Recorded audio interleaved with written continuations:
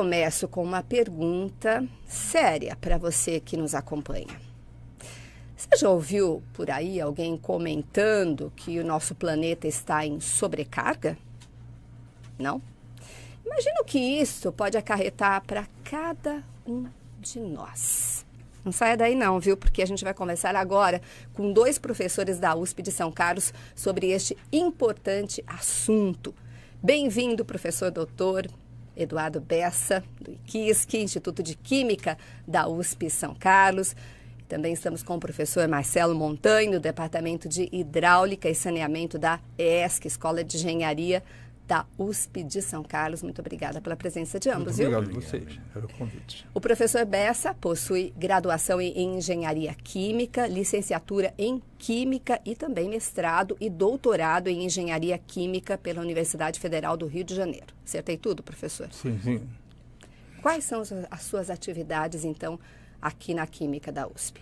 A Química eu leciono disciplinas na habilitação de ambiental, na ênfase em ambiental do curso de Química. Certo. E na pesquisa, no mestrado, doutorado, a minha pesquisa é em torno da destruição de poluentes aquáticos, né? Então, minha linha de pesquisa é essa, é estudar processos que vão destruir, né, remover os poluentes da água. Entendi. E o professor Marcelo possui graduação em Engenharia Mecânica pela ESC, Escola de Engenharia da USP de São Carlos, e doutorado em Hidráulica e Saneamento também pela ESC. Quase Ciências Sociais, foi o que ele me mandou pela UFSCar, é isso, né, professor? Pós-doutorado em Geografia e Planejamento pela Universidade de Liverpool. E é livre docente na área de avaliação de impacto ambiental na ESC. Então, conta pra gente suas atividades aqui na USP São Carlos, por favor. Já é, Cláudia. Bom, eu principalmente leciono nas disciplinas de avaliação de impacto ambiental, instrumentos de política ambiental e avaliação ambiental estratégica no curso de engenharia ambiental aqui da ESC, e também disciplinas de gestão ambiental para engenharias, que a gente oferece, o departamento oferece para os diferentes cursos de engenharia também da ESC. Isso na graduação. Eu estou também dividindo a coordenação do Núcleo de Estudos de Política Ambiental, então é um grupo de pesquisa, e eu sou credenciado no programa de pós-graduação em Ciências da Engenharia Ambiental, isso na pesquisa. Puxa vida, é bastante coisa, né? E os 2 trabalham nessa linha do meio ambiente. Na semana passada, inclusive, vocês participaram de um debate aqui no IQISC sobre o Dia de Sobrecarga da Terra. É isso? Isso. Falei direitinho? Além de vocês 2, também participaram no debate que ocorreu no dia 24 de agosto, organizado pela Comissão de Cultura e Extensão Universitária do IQISC, da USP, para conversar sobre esse tema importantíssimo. Frederico Yuri Hanai, docente do Departamento de Ciências Ambientais da Universidade Federal de São Carlos, a UFSCar, e a Margarete Ribeiro da Silva, especialista em ESG, Eixo Social, na Citrosuca e Matão, formada em Serviço Social pela Faculdade de Serviço Social de Araraquara e em Pedagogia pela Unesp de Araraquara. Só título de esclarecimento, ESG, para quem não sabe, nem eu sabia, é bom saber que conhecimento sempre não ocupa espaço, né, gente? E a sigla em inglês, que representa a sustentabilidade ambiental, social e governança corporativa. Olha que interessante isso, né? A gente sempre aprendendo. Então, falar em sobrecarga na Terra é assustador, no mínimo, né, gente? E a gente já começa a imaginar como que seria isso. Mas eu acredito que devemos, antes de mais nada, falar um pouco sobre um tema que nunca deve ser deixado fora de qualquer pauta. Sustentabilidade. O que é? Né? Como definir de uma maneira fácil de se entender de uma vez por todas? Quem que responde? Professor Marcelo? Pode ser. Eu vou deixar o Bessa sempre tomar a iniciativa, porque ele sabe muito mais do que eu. Mas ambos podem um complementar o outro, fiquem à vontade. Okay. Eu acho que uma maneira fácil é buscar no dicionário. Sustentabilidade. Algo como aquilo que pode ser sustentado, aquilo que pode ser mantido, aquilo que pode ser suportado. Né? Então, sustentabilidade está acoplada a várias nuances, vários aspectos de sustentabilidade, mas a gente tem acostumado a atrelar isso ou vincular isso aos modelos de desenvolvimento. Então, pensando plenamente, né? Um desenvolvimento sustentável, que seria aquele que pode ser suportado. No nosso tema, sobrecarga na Terra, se a gente entender algo que não é trivial, embora seja óbvio, mas num debate nada óbvio é trivial, mas se a gente entender que é o planeta quem define o quanto se suporta, porque é a estrutura material e que nos sustenta, né? A gente vai colocar a sustentabilidade ambiental, por exemplo, dentro de um prisma talvez de mais interesse, que está alinhado a essa perspectiva aí de trabalhar com a mensuração do nível de carga que se impõe sobre o planeta. É algo bem assim assustador, né? Porque os resultados são, né, Cláudia? A gente talvez nunca tenha pensado sobre isso. Talvez seja a primeira vez que a gente vai falar sobre esse tema de um modo geral, né, para as pessoas em geral, e é um excelente conhecimento, né, para todo mundo ter acesso. Gostaria de complementar algo, professor? Eu queria falar assim que na questão de sustentabilidade, a gente não pode nunca esquecer, se o Monteiro concorda comigo, que junto com a questão ambiental, a gente tem que estar sempre atrás da questão econômica e a questão social. Porque o meio ambiente tem que prestar serviços para nós, não é? Ninguém está pregando aqui voltar para o tempo das cavernas. Não é? Então, falar de a sustentabilidade, quer dizer, o mundo tem que ser sustentável para o meio ambiente, para nós, para a nossa economia e para o nosso bem-estar. Se não prestar para a gente ter um progresso econômico, para a gente não ter cada vez mais um bem-estar social maior, vai faltar, é um tripé, né? Alguma coisa não está completa. Então, não tem como a gente falar de uma coisa sem não falar da outra. Essas coisas estão sempre interligadas. Entendi. A gente não pode ser ingênuo, né? De achar... Eu sempre brinco com meus alunos assim, falar de ambiente não é aquele cara que gosta de entrar na mata para abraçar a árvore, não é isso. Né? É uma pessoa que está preocupada também com a questão econômica e o bem-estar das pessoas. Sim. E que são bens finitos também, né? Muita gente não para raciocinar a esse respeito. E quais as diferentes dimensões da sustentabilidade? Quem que responde? Já começou a abordar, né? Mas o que eu queria já colocar agora no início é que todas as dimensões de sustentabilidade têm que ser compreendidas dentro dessa noção de desenvolvimento.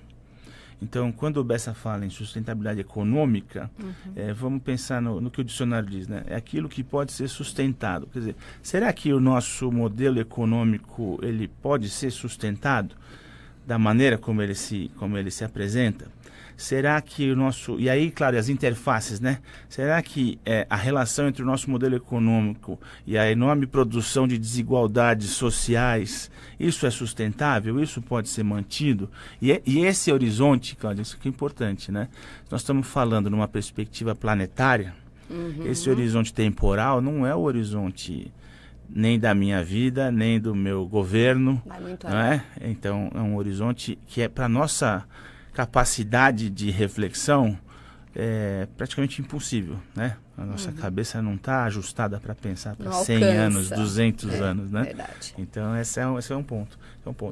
Aí, a gente pode pensar em outras dimensões, mas sempre pensando em dimensões do próprio desenvolvimento. Então, alguns pensadores colocam... Aliás, eu queria até fazer uma homenagem aqui ao nosso grande mentor aí por uma escolha, né, de estudos, Ignasi Sachs, um pensador polonês, radicado na França, viveu no Brasil. Ele faleceu no início do mês, muito próximo ao dia da sobrecarga. Então, são umas coincidências meio dramáticas. Eu costumo pensar que não existe coincidência. Realmente deve ter acontecido por algum motivo em especial para que se marque realmente aquele momento. Eu entendo o Ignasi Sachs como, para mim, o principal pensador da sustentabilidade. E ele é economista. Então, é muito interessante quando os economistas começam a discutir sobre esse aspecto, porque traz uma matriz diferenciada, né, para pensar a sustentabilidade ambiental. Ele colocava a sustentabilidade política. capacidade dos povos de influenciar nas decisões políticas, capacidade das nações de tomar decisões de modo autônomo, mas sem ofender a autonomia das demais. Então, essas dimensões, a gente pensar dimensões planetárias de uma sociedade planetária que pensa, né, em si, pensa no seu bloco e pensa, sobretudo, naquilo que nos conecta, que é o planeta, né? Acho que demorou-se muito para pensarmos, né, a respeito da sustentabilidade em geral. A gente pensa muito assim, tem um pensamento tribal. Curto, né? Curto, né? A gente pensa só na gente, mas a gente tem que começar a pensar em todos. Na humanidade. Se todos vencerem, ninguém vence, né? Todos têm que vencer. E o nosso estilo de vida, né? O nosso estilo daqui nós humanos, ele poderia ser considerado insustentável? Eu acho que basta ver o que está acontecendo aí, né? Quantidade de resíduos que a gente gera, o aquecimento global, né? Os corais morrendo no mar. A gente tem muitas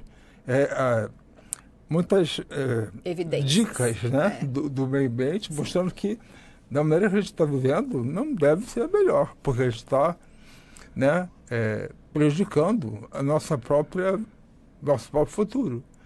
Então, eu diria que não é sustentável. Do jeito que está, se é sustentável, você não tivesse nenhum problema. Verdade.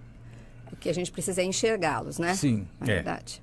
Acho que primeiro reconhecer que eles existem, né? Nem diga. E o que seria, então, desenvolvimento sustentável? Acho que, por consequência, um modelo de desenvolvimento, um tipo de desenvolvimento que se mostre possível de ser sustentado, de ser mantido ao longo do tempo, naquela escala de tempo, né? Certo. Então, se a gente imaginar e trouxer de novo as dimensões, um modelo de desenvolvimento que permita o indivíduo desenvolver plenamente as suas aptidões, a sua potencialidade, ter acesso a bens materiais dentro de certos limites, ter acesso a bens culturais, à produção de cultura, conviver em harmonia, seria um modelo idealizado, né? Talvez o básico, mas que ninguém tenha realmente colocado em prática ativamente. E a gente tem esse tipo de exemplo em várias circunstâncias, né, Cláudia? Você pega, por exemplo, a nossa Constituição e o que ela diz sobre o salário mínimo, não é? Sim. Você pega o que ela diz sobre o papel do Estado em termos de prover educação, saúde, segurança, qualidade ambiental. Nós temos um capítulo muito bem escrito na Constituição sobre meio ambiente, né? Então é o que você colocou, né? Nós temos uma noção do que seria o básico. A gente tem muita dificuldade em implementar isso, né? Colocar em prática. Fazer mudanças, né? E nesse caso, qual o papel dos governos, empresas, universidades, sociedade civil, indivíduos, e na busca por uma sociedade sustentável? Acho que cada um deles tem um papel, né? O governo é criar políticas de Estado e não de governo, né? Políticas que sejam duradouras, né? Porque só cada governo que entra muda as coisas, a gente não evolui. Tem que dar continuidade, né? As empresas procurando, né, trazer bem-estar social, produzir. A gente não quer que ninguém não tenha lucro, a gente vive num modelo capitalista. Sim. Mas conseguir lucro à custa das pessoas ou à custa do meio ambiente, não. Né? Então, ela implementar políticas que vão preservar as pessoas e o meio ambiente e ter lucro também. Né? Dá para andar Dá para andar junto, né? Por exemplo, indivíduos, nós também, né, você falou, nós temos o nosso papel. Né? Você pode, por exemplo, vamos falar coisas assim bem básicas, mas você pode diminuir tem um dado que eu achei muito interessante, que fala assim, que se as pessoas um dia por semana deixarem de comer carne, já do dia de sobrecarga da Terra já atrasa o problema em um mês. Verdade. Melhor em um mês. Olha só, como a gente não tem noção disso. Só disso. Isso, né? Só de deixar de comer carne um dia por semana, né? Então, se você passar a andar menos de carro, andar mais de transporte público, bicicleta, sabe? fica menos tempo no banho, sabe? São coisas assim que são fáceis de fazer e que tem um impacto muito grande ao longo do tempo. A gente acha que a gente não faz diferença nenhuma, né? Que eu vou fazer isso na minha casa, que vai adiantar o planeta? Mas se eu fizer, minha família fizer, minha rua fizer, meu bairro fizer, minha cidade, daqui a pouco o impacto é muito grande. Eu acho que as pessoas têm essa mania de dizerem, não, eu sozinho vou fazer o quê? Né? Mas esse eu sozinho tem que tirar do vocabulário, né? Porque a gente vive em sociedade. Então, como falar sobre si individualmente, né? Tem que pensar em você, mas no contexto geral. Porque senão pode não existir você futuramente, né? E se você sabe o que é o certo? Deve ser curto. E se você sabe o que é o certo, faça o certo. Então. Por que você vai fazer errado? Se você já sabe que está errado. Seria simples, né? É bem simples. Mas, Cláudia, deixa eu... eu sou policial malvado aqui. Bem-vindo também, porque a gente tem que ter os dois lados da visão, né? Eu creio que, sem dúvida, a iniciativa individual ela é fundamental, mas ela não faz frente à dimensão da degradação que os modelos de desenvolvimento e os grandes usuários de recursos ambientais estão causando sobre o planeta. Agora, lógico, isso não isenta, e eu sou um ferrenho advogado das mudanças de comportamento individual. E eu pratico isso, eu vou colocar uma situação pessoal. Aí eu estava contando para o Eduardo, você fez a sua conta aí, se todo mundo fosse igual a você acha que o planeta estaria salvo? Eu fiz a minha, né? Você fez a sua conta. Eu tenho no mesmo site que calcula lá, é super legal até divulgar isso para o pessoal poder fazer a sua conta. Se colocar lá o sobrecarga na Terra no Google, vai ser levado àquele... Até porque nós estamos no mês da sobrecarga, né? Da virada. Já estamos em setembro. Primeiro hoje. Foi o mês passado. Mas lá tem uma calculadora para você individualmente. O que eu queria colocar é o seguinte. Assim, eu particularmente tenho hábitos de consumo que eu considero bastante tranquilos comparando com a média. Então, nessa questão, eu tenho essa ciência. Mas, ao mesmo tempo, eu vivo fora da cidade. Então, eu me desloco de automóvel todas as... São pelo menos duas idas e vindas para a cidade, entre aspas. Tá. Eu também, por força do meu ofício, eu tenho oportunidade de viajar e ir para congressos, etc. Então, eu também ando de avião. E eu como carne. Eu não como todos os dias, mas eu como carne vermelha.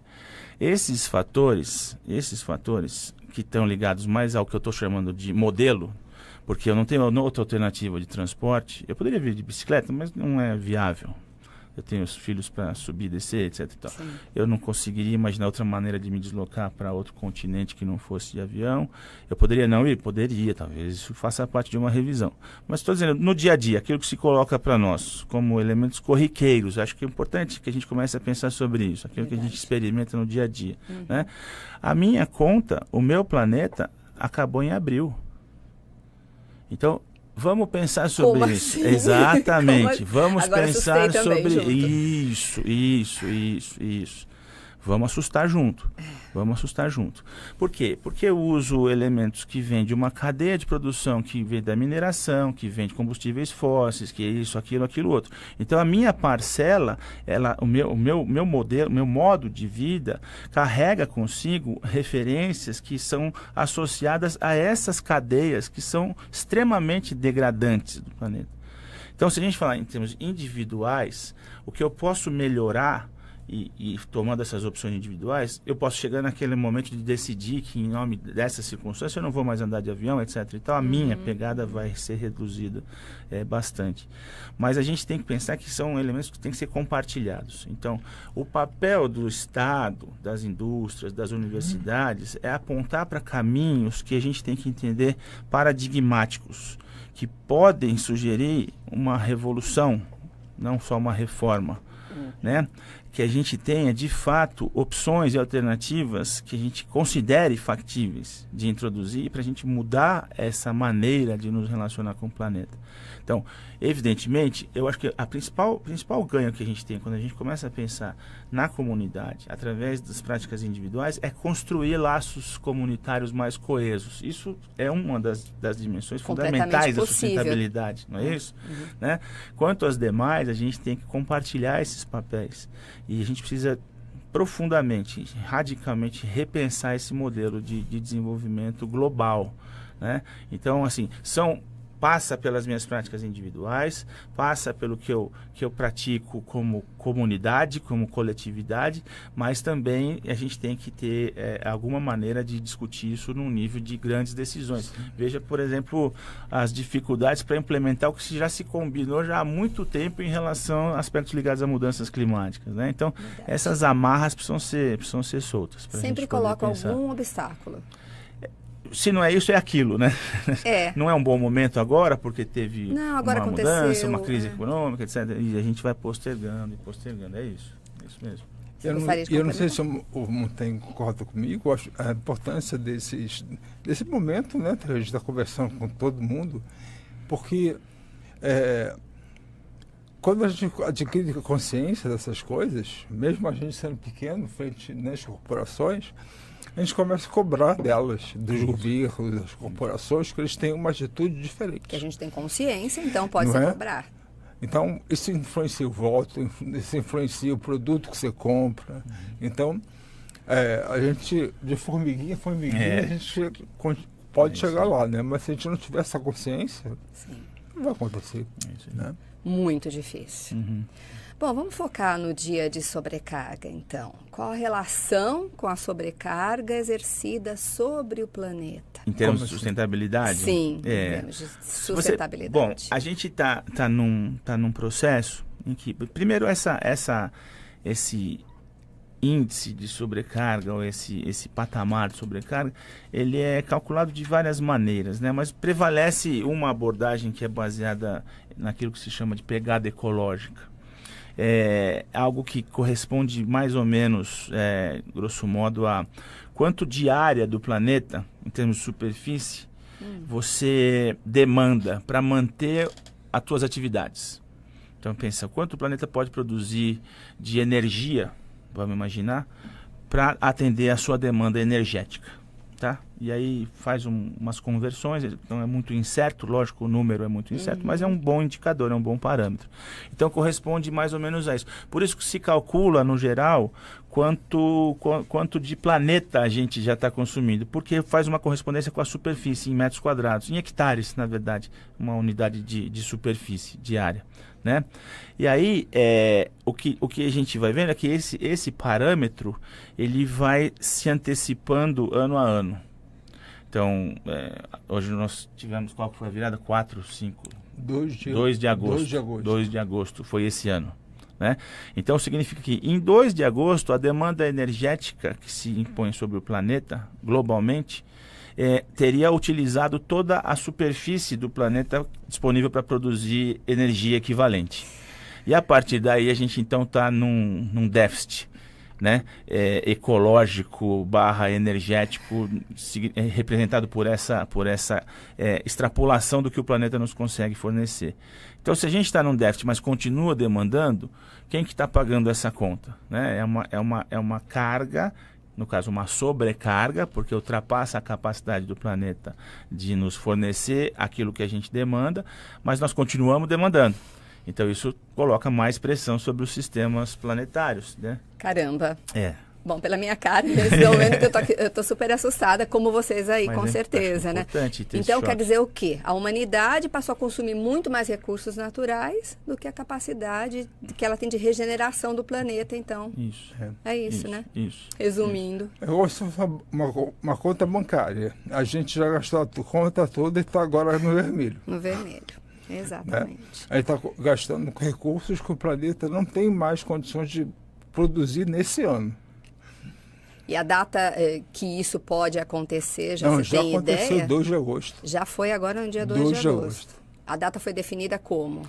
Justamente por conta desse balanço energético. Tá. Então se estima quanto que vai se demandar por ano, para esse ano, né? E em termos de tudo que a gente está consumindo. É possível fazer uma correlação com uma unidade de energia com tudo que a gente está produzindo e consumindo. Então é feito um indicador indireto que se traduz para alguma unidade de energia. E se faz uma correspondência entre o que o planeta consegue produzir em termos energéticos, pensando na produção primária, principalmente, feita pelas vegetais. tá? E aí é simplesmente uma conta, quanto sai, quanto entra, e aí vai se perceber que o que o planeta consegue fornecer teria sido esgotado no dia 2 de agosto desse ano. 2023, quer dizer que a Terra entrou no vermelho. Isso é cada ano, tá? Não é que entrou no vermelho pela primeira vez. Não, neste ano de 2023. A gente vai conversar um pouquinho mais sobre isso. Exato. Existe, então, um vasto estudo por trás de tudo isso, para chegar a essa data, como a gente falou anteriormente. E já se sabe quando o limite de sobrecarga no Brasil seria ultrapassado. Já foi dia 12 de agosto. Que foi 12 de agosto. 12 de agosto. Aí, esse é chamado como overshot, é isso? Overshoot day. É isso. É o mesmo princípio, né? Faltando 143 dias para o final do ano já está esgotado. Você imagina o seguinte, vamos fazer o cálculo de quanto o Brasil demanda, vamos assumir que o mundo todo viveria como o Brasil e vamos ver quando que o planeta acabaria, né? Quantos recursos seriam esgotados. Fiz aquela imagem lá que eu colei de vocês, desde 1970 que a gente está em déficit. Eu acho importante repetir isso que ele falou, né, para as pessoas entenderem que significa data. Sim. Significa que, por exemplo, no dia 12 de agosto, se toda a população mundial consumisse como nós brasileiros, a gente ia zerar os recursos naturais no dia 12 de agosto. Se você pegar uma nação mais rica, isso dá em fevereiro, dá em março, sabe? Ô, Cláudio, acho que também uma coisa interessante, importante aqui, é o seguinte, não é que não se leva em conta, por exemplo, mas como é que a gente continua? Por que fala em esgotamento? Né? Como é que a gente continua vivendo? Claro, a gente tem nossos estoques, a gente tem recursos tecnológicos, né, que fazem aí, também influenciam nesse cenário. Essas contas também levam em consideração isso, né? O fato é como uma bateria. Como uma bateria. Você está demandando, a partir de um certo momento, aquela bateria não vai mais conseguir fornecer plenamente a carga que você está pedindo. Então ela vai ter problemas. Sim. Talvez um deles seja, ela vai se consumir mais rápido, falha talvez, ou ela pode entrar em colapso. Sim. Né? É isso. Como nós estamos falando de um processo renovável, né? Sim. O ambiente planetário, quer dizer, isso não é tão... Ele se recicla. Em alguns momentos, não é verdade? Só que acontece que em alguns pontos isso não vai acontecer. Como o Eduardo falou, não significa parar de gerar demanda. Sim. Significa gerar uma demanda num nível de pressão menos intenso, aquele que seja compatível com a capacidade do planeta de se regenerar. É isso. Entendo.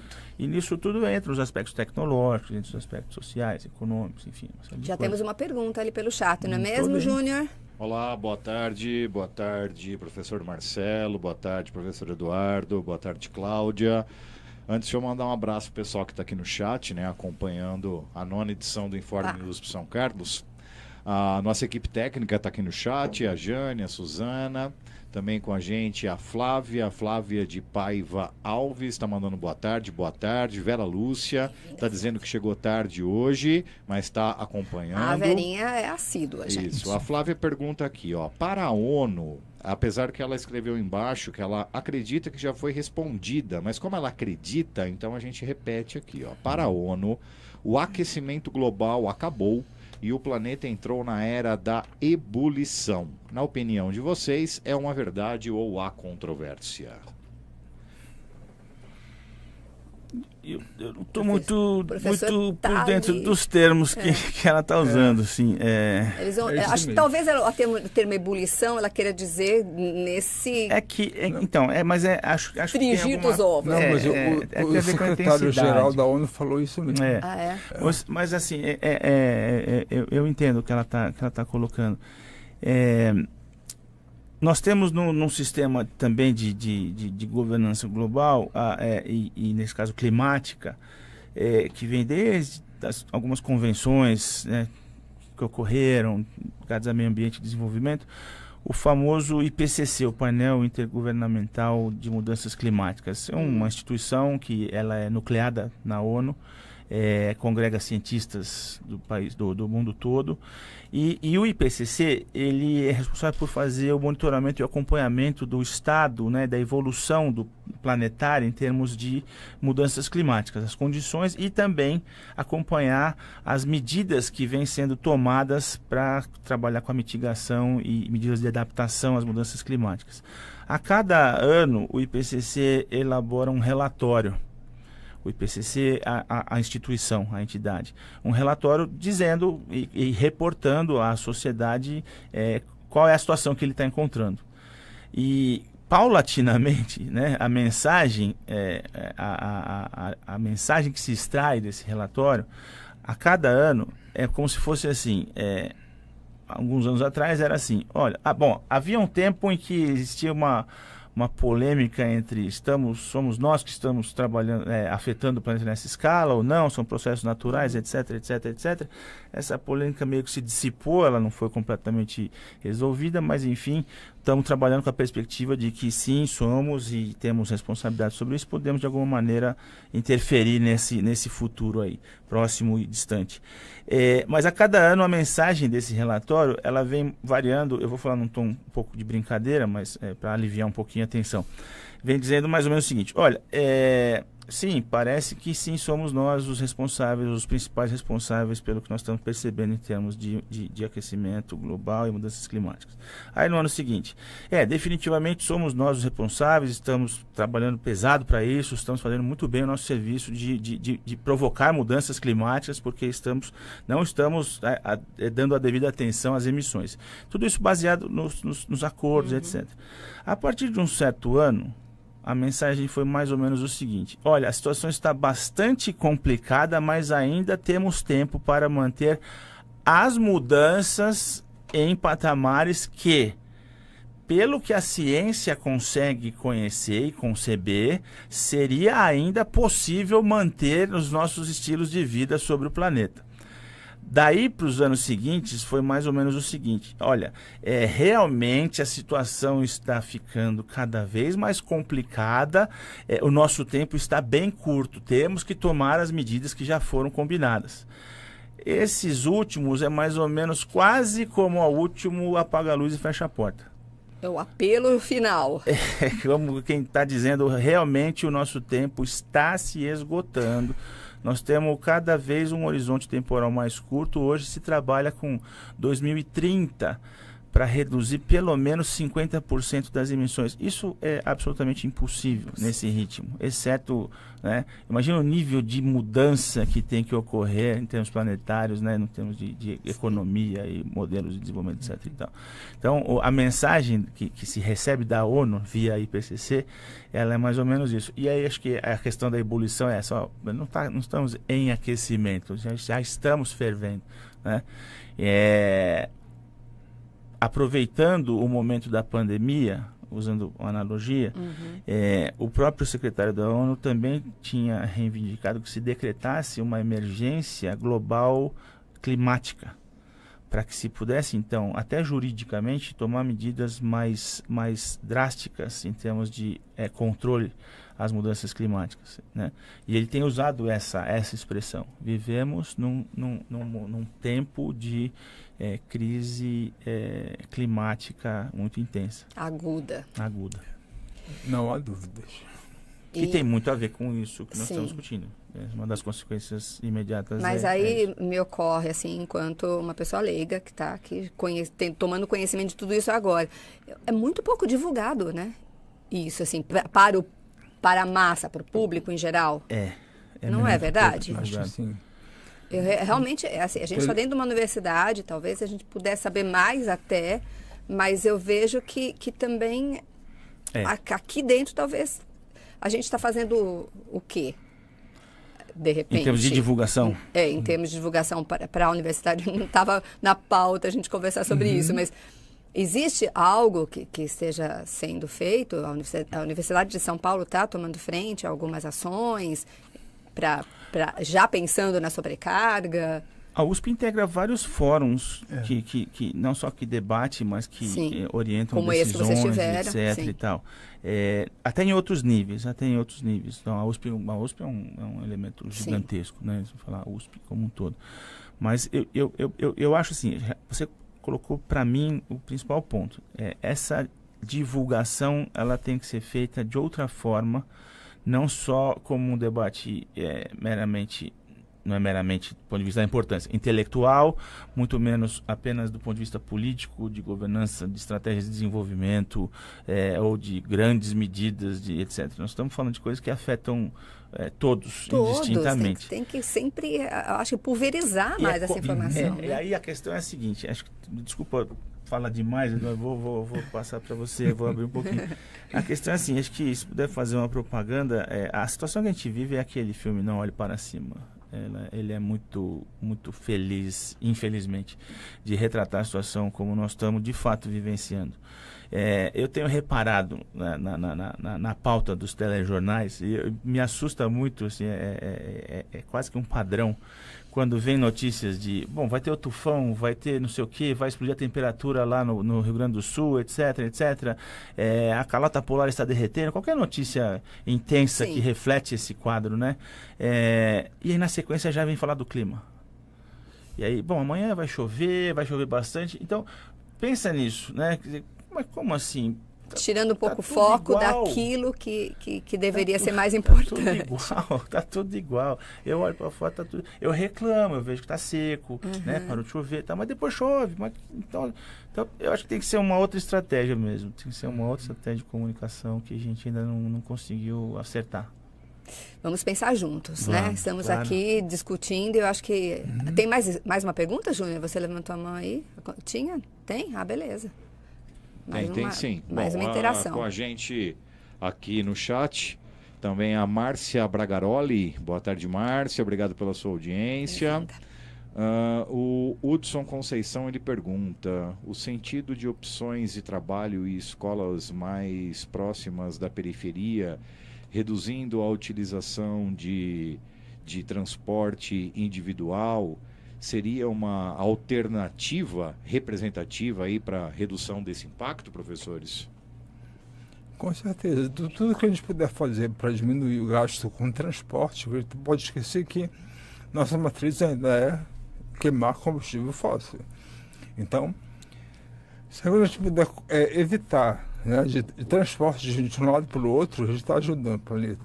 Isso é tudo, não só isso, de você não se deslocar muito. Passa também, por exemplo, consumir produtos locais, porque a gente não pode pensar, se eu gosto da tâmara que é produzida lá na Síria, ela tem que vir para cá de algum motivo, de alguma maneira. Tem que chegar aqui, né? Então,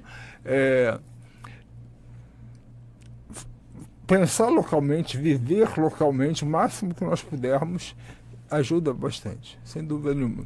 E aquela coisa, né? Eu acredito muito nisso, sabe? Que exemplos contaminam.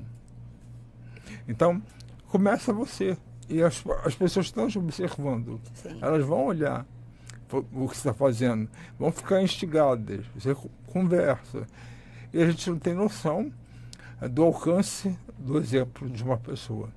É verdade. E eu acredito muito nisso, sabe? Sou otimista. Somos. Eu ainda comentei hoje isso lá, né, com a gente, não é mesmo, Sujane?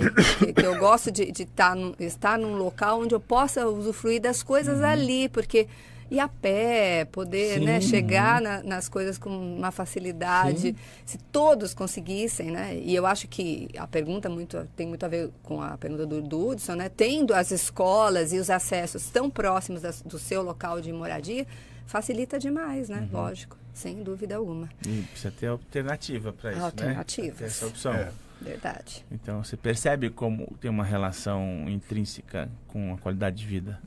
Não só do ponto de vista de uma melhor qualidade ambiental, mas se a gente perceber que essa transição passa, por exemplo, por eu ter alternativas para só usar transporte público, e usar transporte público não para ficar 4, 5 horas no transporte, mas para me deslocar rapidamente com segurança.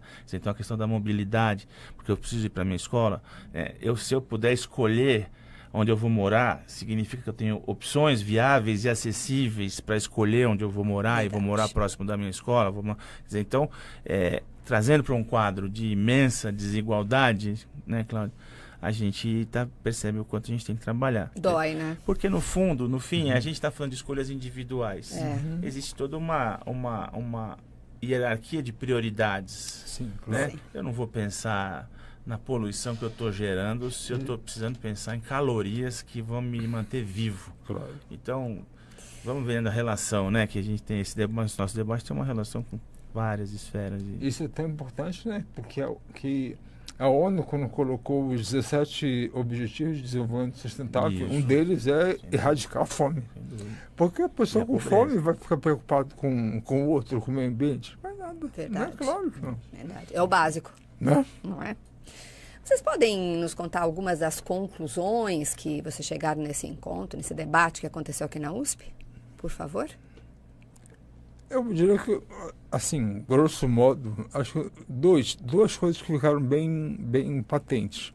A gente conversar e junto com as pessoas que estavam assistindo, delas terem essa noção de que meio ambiente, economia, sociedade, tudo isso tem que caminhar junto, né?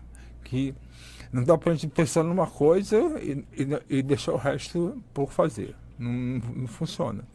Então, eu acho que isso foi um ponto interessante que ficou bem patente na nossa conversa, né? Não tem. E uma outra coisa também que eu achei bem legal foi que a Margarete trouxe a visão corporativa disso, né? Como as empresas estão se preocupando com isso para que seus produtos, né, tenham uma aceitação melhor no mercado, para elas terem mais lucratividade e ligação novamente, né? Ambiente, economia. De repente naquela região. E a importância, né, das pessoas se preocuparem com isso e terem essa formação, essa preocupação, porque isso cada vez está sendo mais valorizado nas empresas, as empresas estão sendo cobradas e estão contratando pessoas cada vez mais comprometidas com essa parte. Então, achei que essas duas, na minha visão, né? Foram duas coisas que ficaram bem patentes, Pra sabe? complementar, E professor. lá acho que para mim ficou assim a coisa mais interessante para mim foi que a gente ficou debatendo muito o aspecto humano Sim. da sustentabilidade, de trabalhar relações, né, e construir laços afetivos que vão de alguma maneira deflagrar o teu senso de responsabilidade com o outro, com Despertar, o planeta, né? Isso. Entendi. A gente pouco falou até a palavra sustentabilidade, né? Entendi. Em alguns momentos. Mas Deu aí para a se gente foi colocar de discutindo. outras maneiras que queria dizer a mesma coisa. Sim. Puxa vida, olha, eu acho que foi muito esclarecedor esse nosso papo. Eu acredito que muita gente acordou ali um alerta em muitas pessoas, né? Que cada um tem a sua responsabilidade, responsabilidade na comunidade. Eu fico nervosa, eu como as palavras. Mas que a gente possa também fazer algo a respeito, né? Eu acho que cada um, como o professor Messa falou, individualmente ou não, ou em comunidade, ou seja lá como for, mas buscar meios, né? Você interagir com outras pessoas que de repente comecem a pensar igual a você, vocês levando adiante esse recado, eu acho que vai acontecer talvez uma melhora e a gente não sinta tanto essa sobrecarga. Né? Daqui por diante, de repente. Eu estou sendo bem otimista, eu gosto de ser otimista também, meu professor.